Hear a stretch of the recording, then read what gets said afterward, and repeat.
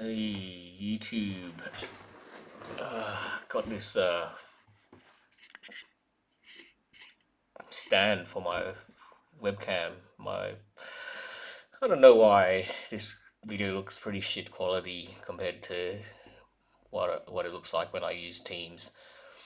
Maybe it's just I don't know how to configure OBS, but well, it is what it is. I don't use OBS very much. I've only got 3 videos on my YouTube site, YouTube channel. Sorry. So yeah, I don't care. But since I've got this going, I thought I might as well just test out this multi-adjustable webcam stand and just demo what I've been, well, just show what I've been working on since my last post 2 or 3 years ago. So I don't know whether you guys have seen any of my other videos. I've only got 2, so probably not.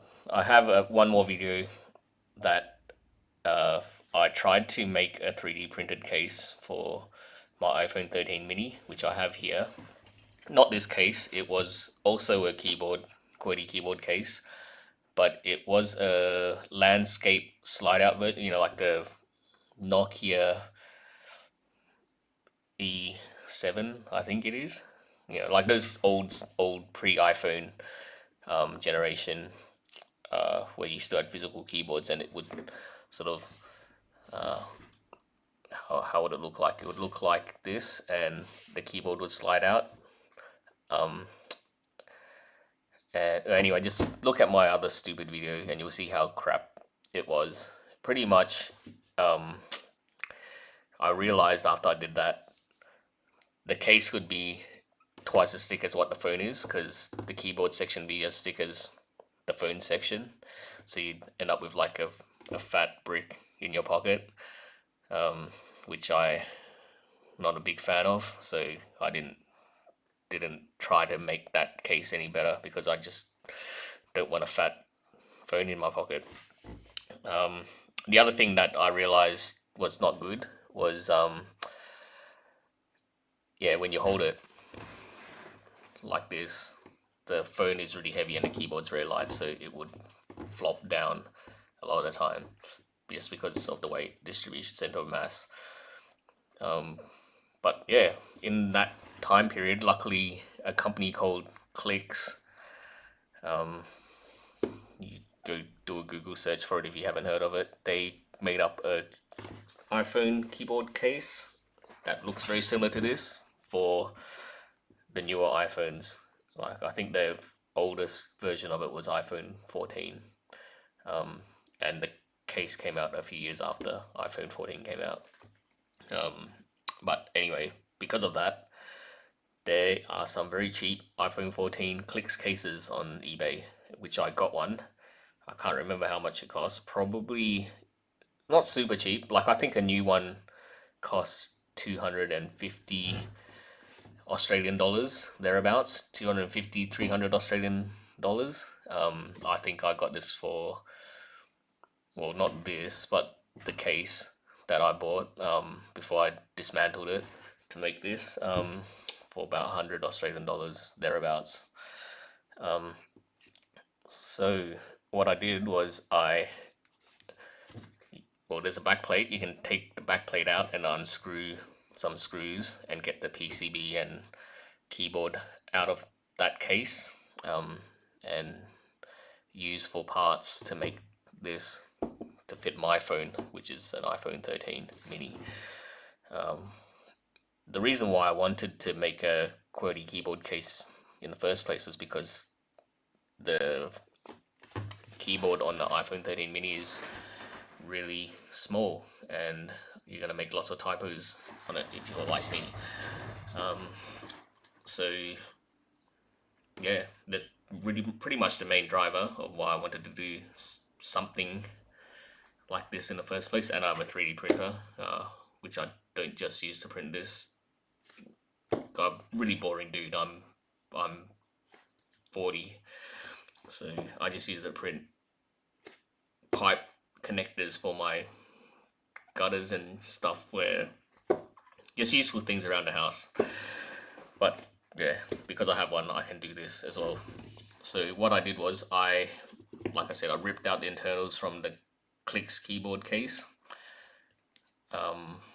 Looked on the internet for an STL file for iPhone 13 mini case. There are billions of them. It doesn't matter which one you pick. I just wanted the frame of it, like just the size, because the dimensions would be widened anyway, because the Clicks keyboard is wider than the iPhone 13 mini. So you need to thicken the sides anyway, which is what I did afterwards. And luckily there was someone, which I will try to find and link in when I upload this. Someone made a STL file for one of the Clicks cases, because like I said, they're roughly 300 Australian dollars. You don't want to just buy one just to see whether you would be okay with the size. So someone made a design for a mock-up version that you could try, because like this doesn't look too big because it's an iPhone 13 mini, but you know, like an iPhone Pro Max or just a normal iPhone would be way longer than this. So someone was nice enough to design that so that people could just print it and just see how big it was before they made that decision to buy or not. So I grabbed their design, grabbed a iPhone 13 mini case design, and widened the iPhone 13 mini case, and then cut the Clicks one off at about here, and then joined them together, and rounded off the edges and stuff. So it was a unibody design when I first merged it. I did print a unibody design as a test, and it wasn't very good because I printed it in TPU. Yeah, the case has to be in TPU because I wanted a soft shock absorbing case because I don't want my phone to crack. So when I did that, the screws on this keyboard are on the corners. There's not one in the middle, so it doesn't really hold. So the screws go down this way, so it doesn't hold against the plate very good in the middle. So if you have a soft material, it sort of bends upwards in the middle, and the buttons are hard to press when that happens. So I cut it. I guess I cut it sort of like I left some bracket arms on the bottom part and cut inside the same width, so that they can fit together, like the inside just fits together like that, to hold together. What I was saying, yeah. So when you print in PET, it's rigid so that you don't have this sort of, it's perfectly flat, so all these buttons are easily to be pressed. And the good thing about having clear PET, I don't know why I have clear PET, I must have bought it and never used it.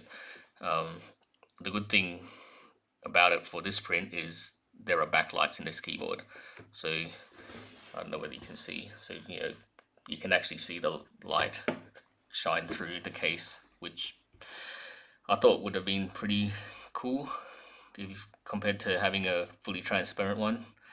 Sorry, not transparent, fully opaque one. Yeah, and because I use clear on the bottom, I had to use clear for the top. I originally printed in a blue 95A TPU material, and that's probably what I would have wanted to print in, because it is more rubbery and more shock absorbing. It's more squishy. This clear one that I ultimately ended up using is 64D shore hardness, so it's hard plastic. Probably still has some shock absorbing properties, but it's not as good as the softer TPU. But it is what it is. I guess I picked form over function in the end, slightly. But yeah, because it's roughly the same lack of color. It looks pretty good.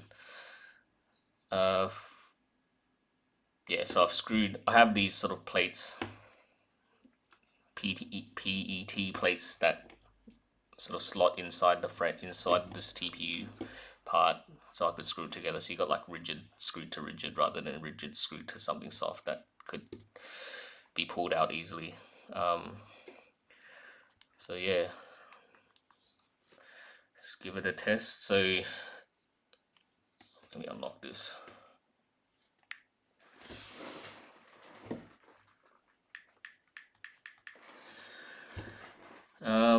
There are some shortcuts.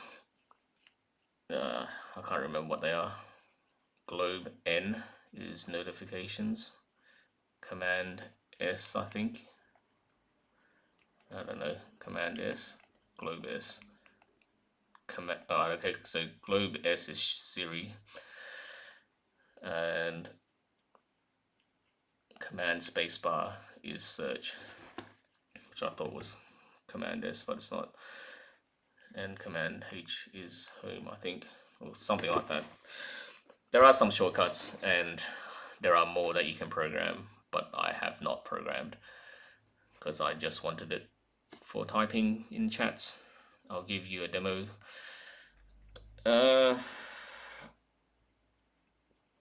Just do a note. So, oh, okay, one thing. Okay, two things that are not very good about this Clicks keyboard. The symbols are limited.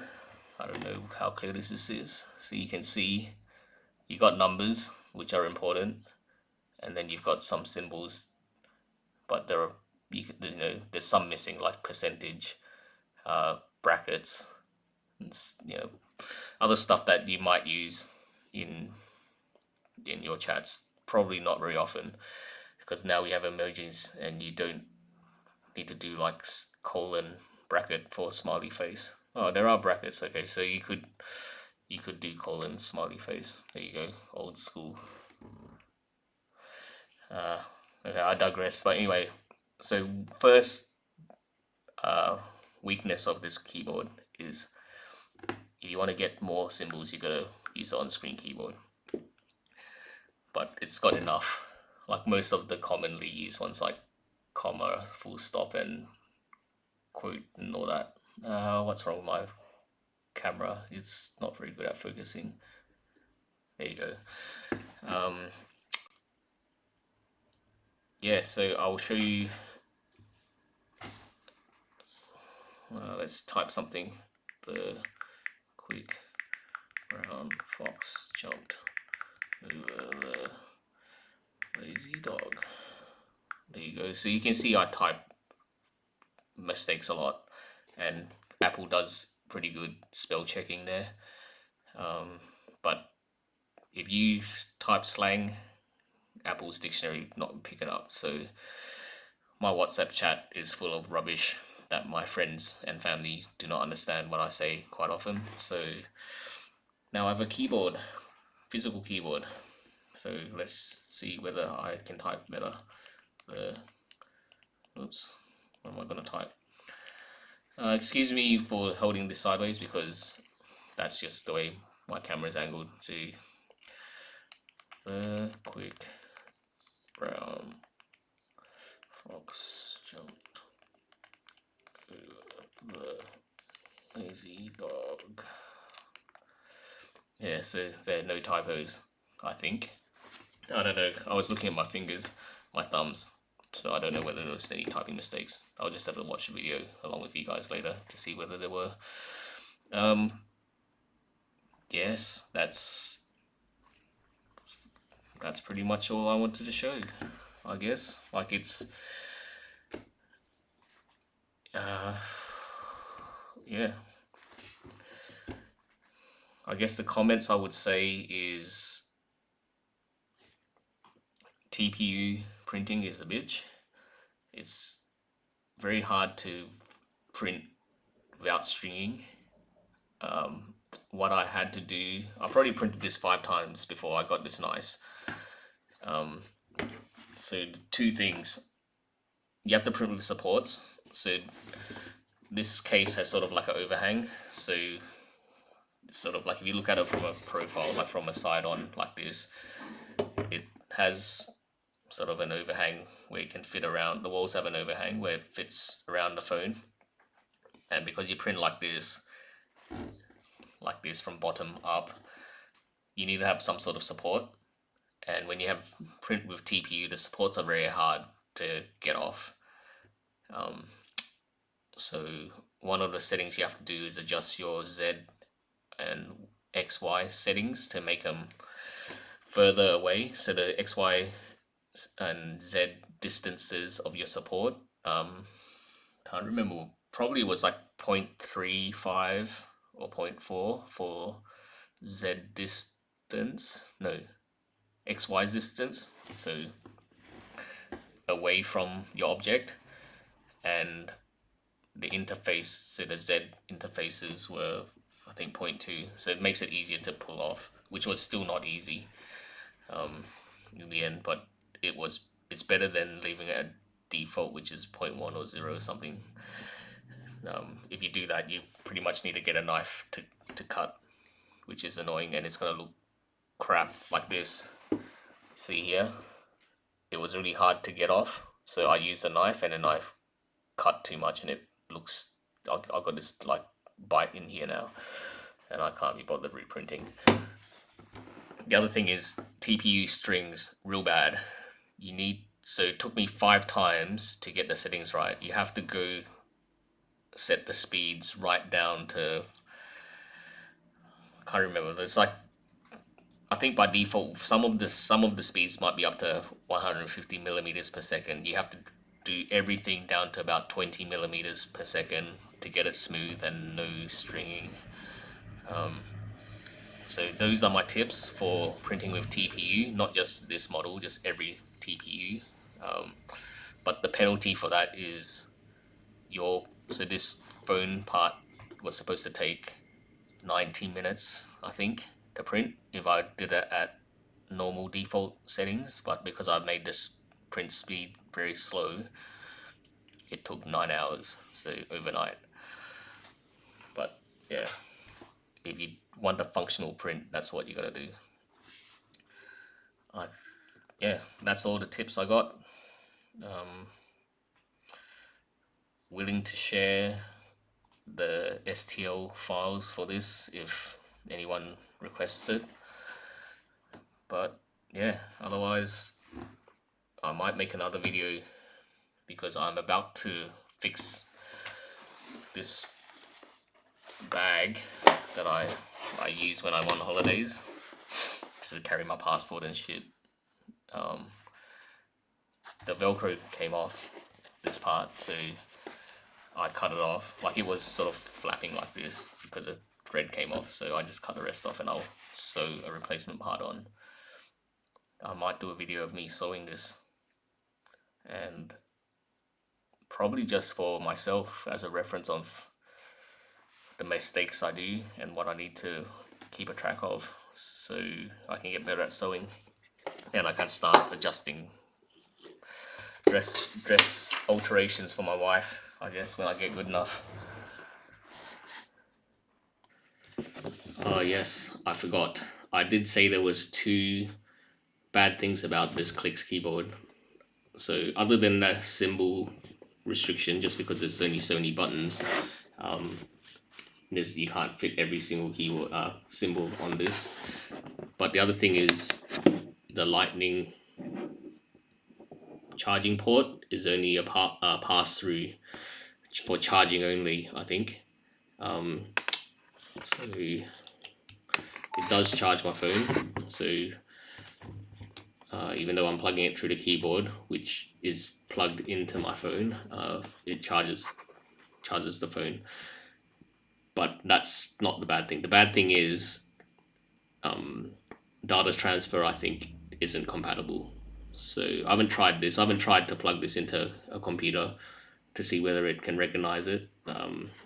But I have plugged in headphones. So I've got this 3mm to lightning cable because I do listen to wired audio um, on iPhone on iTunes. Is that iTunes? Apple Music now they call it. Um, yeah, so that doesn't work anymore. So you have to use Bluetooth headphones. I have read that wired CarPlay works, but I have wireless CarPlay, so I haven't tested it. But yeah, that's the big negative, I reckon, because I do use wired headphones for lossless audio a lot, and now I'm stuck with Bluetooth audio as long as I use this case. So yeah, it's compromise I have to make for people understanding my messages. That's all, folks. Yibbity yibbida.